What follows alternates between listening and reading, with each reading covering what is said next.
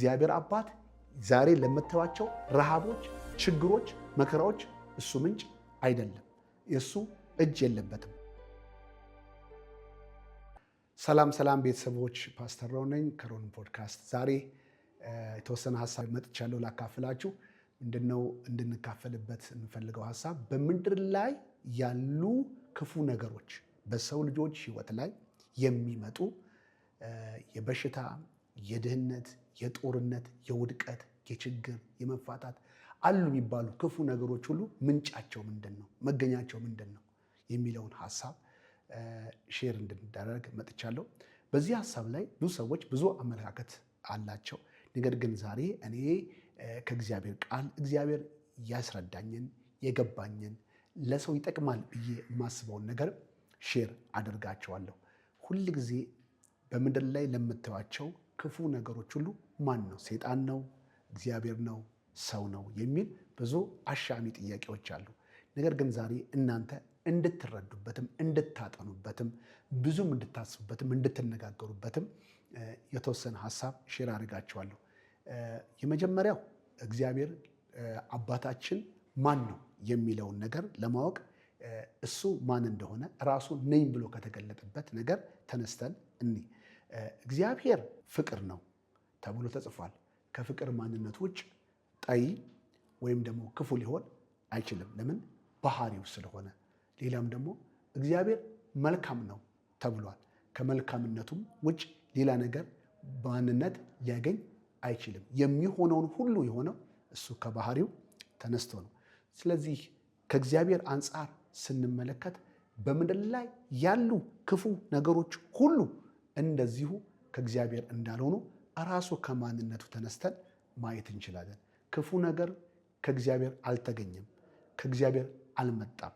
በምድር ላይ የምታዩቸው ክፉ ነገሮች ሁሉ ከእግዚአብሔር የተገኙ አይደለም።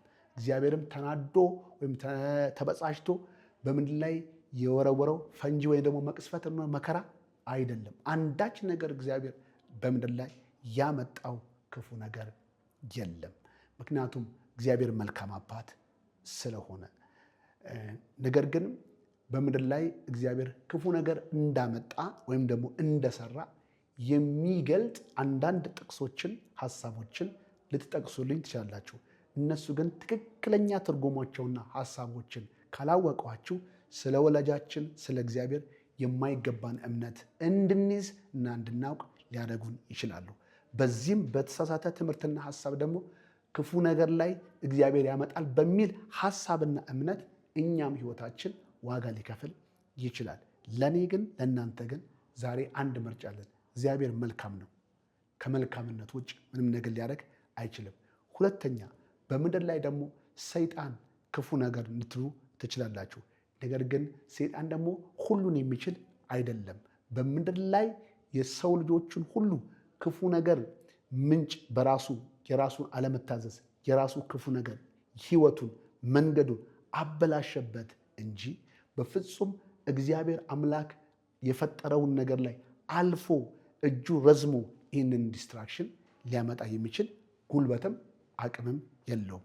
ነገር ግን በምድር ላይ ለምታዩቸው በሰው ግዛት ላይ ሰው በሚኖረው በዚህኛው ግዑዙ ዓለም ላይ ክፉ ነገሮች ሁሉ ሊመጡ ሊገኙ የቻሉት የሰው ልጆች ብቸኛ የምድር ገዢ አላፊ ስለሆነ ሰው በራሱ ፍቃድ በምድር ላይ ያመጣው መከራ ነው። ስለዚህ በምድር ላይ የምታዩቸውን በአዳም ምድር ላይ ስጋ ለብሶ ከመጣ ጀምሮ ከውድቀት ጀምሮ በምድር ላይ ያሉ በእሾህና አሜከላ ምድር ታበቅላለች። ኑሮህ በልፋትና በጥረት ይሆናል። በላብህ ትኖራለህ። ሚስትህ ምጧ ይበዛል። በጭንቅ ትወልዳለች። ፈቃዷም ተመልሶ ወደ አንተ ይሆናል ተብሎ በምድር ላይ የምታዩቸውን ክፉ ነገሮች ሁሉ ምንጩ ወይም ደግሞ መገኛ ሪስፖንሲቢሊቱ የሰው ልጆች ነው። ሰው ልጆች በምድር ላይ የምታዩቸውን ከዘፍጥረት ምዕራፍ 3 ጀምሮ እስካሁን ድረስ የምንኖርባቸውን የክፉ ነገሮች ሁሉ ጠንሻሾቹ፣ አድራጊዎቹ፣ ፈጻሚዎቹ የሰው ልጆች ናቸው። ስለዚህ የሰው ልጆች በምድር ላይ ለተሰጠው ምድር ላይ የበረከት ምንጭ የመሆንም ፖቴንሻል አለው። ከእንደገና ደግሞ የእርግማን ምንጭ የመሆን ፖቴንሻል አለው። ለምን መጽሐፍ ቅዱስ ላይ ሲነግረን እነሆ እግዚአብሔር አምላክ ሰውን በምድር ላይ ከፈጠረውና ከእንደገና ከወለደው በኋላ የመጀመሪያ ነገር ተናግሯል። ምን ብሎ እንደተናገረ ታያላችሁ። ምድርን ግዛት፣ አስተዳድራት፣ ጠብቃት፣ ተንከባከባት፣ ባንተ ምክንያት ምድር ምን ትሆናለች? የተባረከች ትሆናለች ብሎ በረከትን ተናገረ። ያ ማለት ሰው ውስጥ ያስቀመጠው ፖቴንሻል፣ ሰው ውስጥ ያስቀመጠው አቅም አሁን መልካም በሆነው መንገድ እንዲገለጥ ያሰበውን ማንነትን ነበር ስለ ሰው ልጆች የሚናገር። ያ የብለሲንግ አቅም የሰው ልጅ በመልካም ሀሳብ ተሞልቶ በተንቀሳቀሰበት ጊዜ እግዚአብሔር የጀመረውን ወይም ደግሞ ያሳየውን የኤደን ገነት ውበት፣ ከፍታ፣ ነፃነት፣ ፕሮስፔሪቲ ኤክስቴንድ ማድረግ ይችላል። ያንን አገዛዝ ያንን መልካምነት ማስቀጠል ይችላል ብሎ ያመነው የሰው ልጆች ነው። ከወደቀ በኋላ ደግሞ እግዚአብሔር መጥቶ ለአዳም የተናገረው በአንተ ምክንያቱ አንተ ስለሆንክ ፖቴንሻል ስላለ አቅም ስላለ በአንተ ምክንያት ከኔ እውቀት ከኔ ብርሃን ከኔ መንፈስ ስለራክ አሁን ያንተ ሐሳብ ያንተ ድርጊት ከኔ እውቀት ስለጎደለ ለምድር ደግሞ ማድረግህ አይቀርምና ሮንግ እውቀት ውስጥ የተሳሳተ ብርሃን ውስጥ የተሳሳተ እውቀት ውስጥ ስለገባ ለምድር ያው ሰው ደግሞ እርግማን ትሆናለህ በአንተ ምክንያት ሲባል እርግማን። ስለዚህ አሁን እርግማን የሆነው ምንድን ነው? እግዚአብሔር እኔን አልታዘዝክምኝና እሾህ አመጣብሃለሁ ወይም ደግሞ ቁስል አመጣብሃለሁ ላብ ተመጣለ። አሁን ከኔ ትምህርት ከኔ ብርሃን ወጥተሃል።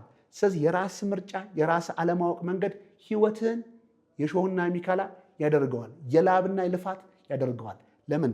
ህይወትን ከኔ ጸጋ ከኔ እውቀት ውጭ በራስ መንገድ ስለምትሄድ ያ የመንገድ ፍሬ ነው ብሎ ነው የተናገረው። ከዛ የሰው ልጆች ሁሉ መልካም ከሆነው ከእግዚአብሔር መንፈስና ትምህርት ጎድለው ስለወደቁ ዛሬ ምድርን ለሰው የማትመች በቃ ኡኡ ብለው ነፍስ ውጪ ነፍስ ግቢ ሆነን እንድንኖር የሚያደርጉበት የተጣበበ የጦርነት፣ የጥላቻ፣ የመመቃኘት፣ የመደባደብ የብዙ ክፉ ነገሮች ሁሉ የምታዩዋቸውን ነገሮች ሁሉ የሚመጡት ከሰው ልጆች ካልተሰራ ከእግዚአብሔር ልብ ከተቋረጠ ከሰው ልጆች ዲዛይር እና ፍላጎት የኃጢአት መሻት ነው። ስለዚህ በምድር ላይ እቺ ምድር የምትባረከውም ስጋ በለበሰው በሰው በኩል እግዚአብሔር ሊባረካት ስለፈለገ ነው። በዘፍጥረት ምዕራፍ 1 ላይ እግዚአብሔር ሰውን ባረከው ብሎ የተጻፈው ከወደቀም በኋላ በአንተ ምክንያት ቤትህ እንደዚህ አይነት የተጎሳቆለ የተቸገረ ክፉ ነገር የሚገኝባት ምድር ትሆናለች። ስለዚህ ሰው እንዳስረገማት ደግሞ ሰው መከራዋን እንዳመጣባት ደግሞ እችን ምድር ደግሞ ሪስቶር የሚደረገው ነገሮች የሚመለሰው በሰው በኩል ነው። ለምን? እቺ ምድር ላይ ለመላእክት ተላልፋ አልተሰጠችም። እግዚአብሔር ሰማይ ሰማያቱን ይገዛ ምድርን ለሰው ልጆች ሰጣቸው። አሁንም ወደ ምድር ላይ ሪስቶር መደረግ ያለበት የሰው ልጆች ነው። ስለዚህ እግዚአብሔር በዘፍጥረት ምዕራፍ 1 ላይ ሰው ልጆች ሁሉ ለምድር በረከት ነበሩ። ከኃጢአት በኋላ ለምድር እርግማን ወይም ችግር ሆኖ አሁን ደግሞ ሰው ምድርን መለወጥና መቀየር የሚችለው ባለቤቱ ሰው ካልተነሳ፣ ወደ እውነት ካልመጣ፣ ወደ ሰማይ ትሩስ እስካልመጣ ድረስ ምድር ልትፈወስ እና መልካም ልትሆን አትችልም። እስካሁን ድረስ የምታዩቸው በምድር ላይ የሕፃናት የብዙ መልካም ሰዎች በምድር ላይ የምታዩቸው ችግሮች ሁሉም የምንለው እግዚአብሔር ኃይል አጥሮት ወይም ጉልበት አጥሮት መስራት ስላቃተው አይደለም። የሰው ኃላፊነት ብቻ እንደሆነ ስለሚያውቅ እግዚአብሔር ይህንን አልፎ መስራት ስለማይችል እግዚአብሔር አባታችን ሰው ልጆች ሁሉ በቦታቸው መንቃት ሳለባቸው እኛን ለማንቃት ስለሚሰራ ነው። ብዙዎቻችን ይህንን እግዚአብሔር ማስቆም ካልቻለ ክፉን ነገሮች ሁሉ እግዚአብሔር ካልፈቀደ በስተቀር ከእግዚአብሔር ኃይል በላይ ሊሰራ የሚችል ኃይል የለም ብለን ስለምናስብ፣ ለምን ሰይጣንን የእግዚአብሔርን እጅ ጠምዞ በምድር ላይ ክፉ ነገር አያደርግም፣ ወይም ደግሞ ከእግዚአብሔር በላይ ሆኖ ሊሰራ አይችልም። ደግሞ የሆነ ኃይል ደግሞ ሌላ እግዚአብሔር የለም፣ አንድ እግዚአብሔር ነው ያለው።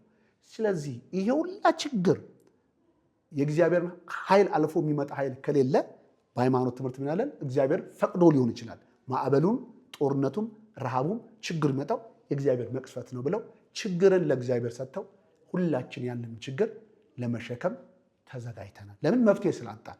ከማን እንጨዋለን? ግን ልንገራችሁ፣ እግዚአብሔር አባት ዛሬ ለምታዩዋቸው ረሃቦች፣ ችግሮች፣ መከራዎች እሱ ምንጭ አይደለም። የእሱ እጅ የለበትም። እኔ እናንተ የተሳሳተ የኃጢአት ውጤት አክሽን ነው ረሃቡንም ጦርነቱንም ችግሩን ሁሉ የሚያመጣው።